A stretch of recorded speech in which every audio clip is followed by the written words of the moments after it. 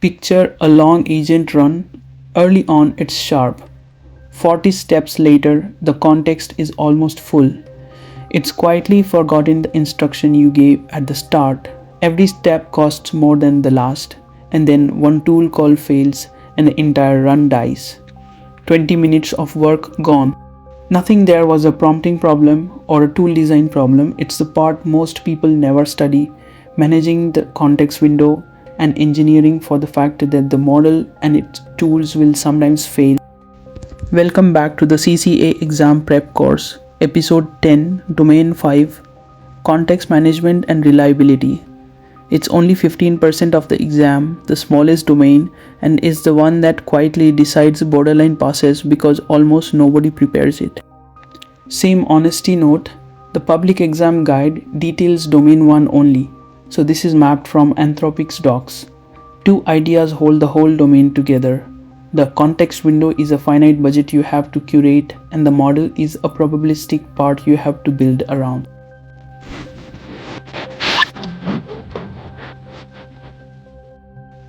Start with the window. Everything Claude can see on a given turn lives in one finite budget, the context window. On the newest models, that budget reaches 1 million tokens. On the everyday workhorse models, it's 200,000, big but not infinite. And it's shared. Your system prompt, every tool definition, the entire conversation history, every tool result that came back, and any documents you pulled in, they all draw from the same budget. A long agent run is constantly spending it, turn after turn. One useful detail the docs call out, the newer models can be given awareness of their own budget. They're told how many tokens they have and how much they've used as the run goes on. So manage the context isn't just your job on the outside, the model can reason about it too, but the architect still owns the strategy. Here's the counterintuitive part the exam loves.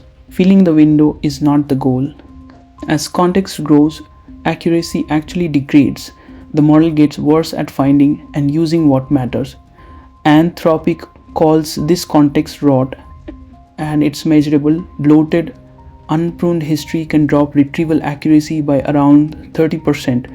Facts in the middle of a huge context get lost. So, the move is the opposite of stuff everything in just in case. Relevance beats volume, curate what's in the window, and pull information in just in time. By holding lightweight references like file paths or queries and fetching the actual content only when a step needs it, instead of preloading everything upfront. But long runs fill the window no matter how careful you are. The answer is compaction. Summarizing the conversation so far into a tight digest and continuing from that, instead of dragging the full transcript along.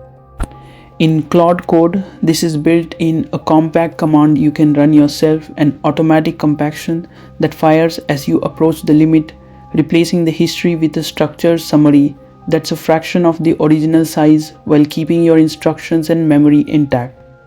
On the API, there is a compaction feature for agents too, currently in beta. The principle to remember for the exam, keep the thread of what matters, the goal, the decisions, the open loops, and drop the raw transcript. Next, a tool that's about cost and latency, not accuracy, prompt caching. In a long session, you resend the same big stable prefix every turn, the system prompt, the standards doc, the schema. Paying full price to reprocess that every time is waste.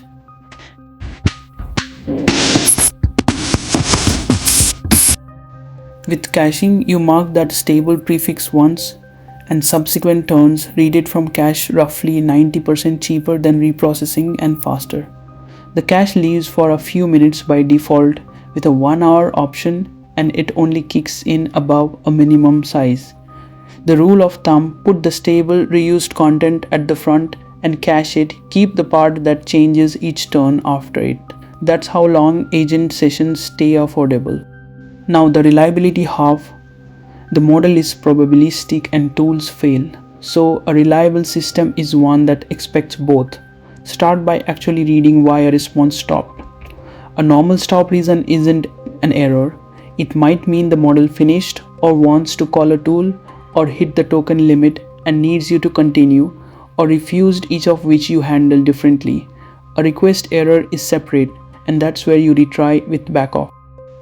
Around that, the standard agent guardrails bound the loop with a maximum number of turns so it can't run forever. Retry a failing tool a few times, then stop and fall back gracefully to a safe default or a human instead of crashing the whole run, and write tools that handle their own errors rather than punting a raw stack trace back to the model. Failure isn't the exception to design for later, it's the normal case. Last piece, and the one that separates a demo from a product: evaluations. Reliability isn't a feeling, it's a number you track. You build a set of test cases, run your system against them, and grade the results.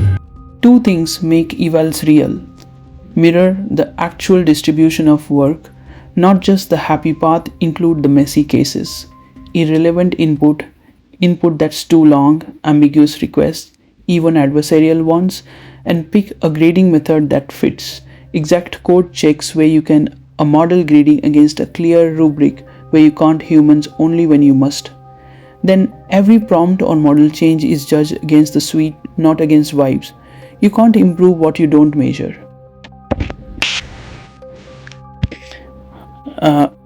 Let's apply it. Scenario 3, a multi-agent research system that runs for many steps, piling up search results and sub-agent outputs. Over a long run, it gets slower and pricier, starts contradicting its own earlier findings, and now and then a sub-agent's tool call fails and the whole run aborts. Which set of practices best fixes this? Option A. Just move everything to the million token model so it all fits and let the run go as long as it needs. Option B. Compact the accumulated context as it grows, retrieve sources just in time, cache the stable prefix, bound the loop with the max turns limit, retry failed tool calls with backoff, and fall back if a subagent keeps failing, and run evals to catch regressions. Option C. Lower the temperature and add "be reliable and consistent" to the system prompt. Option D. Catch the tool error and just retry the same call over and over until it finally succeeds. Walk it. A bigger window doesn't save you, it invites context rot. The contradictions get worse and the cost climbs faster. Size isn't a strategy, gone. C. Temperature and a "be reliable" instruction touch none of it. Not the context, not the failing tool. Words aren't reliability, gone.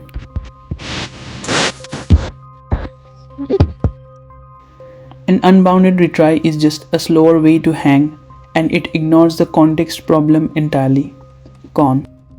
B. Compact and retrieve and cache to manage the budget, max turns, bounded retries, and a fallback to survive failure, evals to keep it honest over time.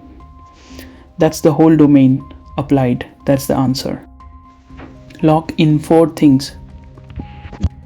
The context window is a finite shared budget, and bigger isn't better.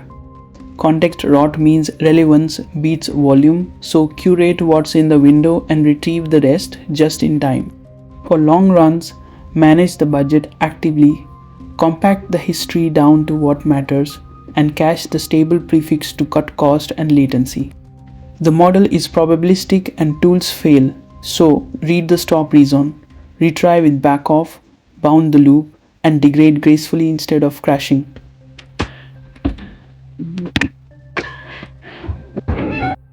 And measure it, build evals with real world and edge cases, and judge every change against the suite, not against vibes. That's all 5 domains covered. From here, the course turns practical. Next episode, we dissect all 6 exam scenarios, 1 worked question each, so you walk in knowing the shapes.